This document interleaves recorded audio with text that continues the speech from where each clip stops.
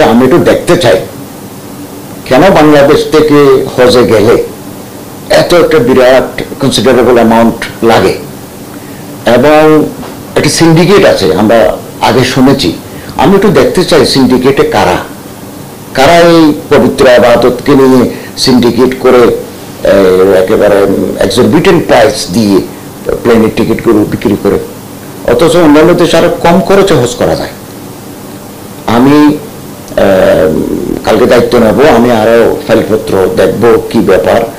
কোন অন্যায় সিন্ডিকেট যদি থাকে আমরা এটা ভেঙে দেওয়ার জন্য সচেষ্ট হব এবং এর সাথে যারা যুক্ত তাদেরকে আমরা আইনের আওতায় আনবো।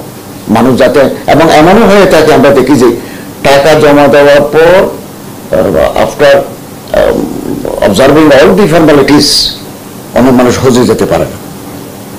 কি এখানে কি হলো আমরা এটা দেখতে চাই এবং এটাকে আমরা অত্যন্ত সহজতর করতে চাই যাতে মানুষ ওমরা হজ ইজিলি করতে পারে কম খরচে।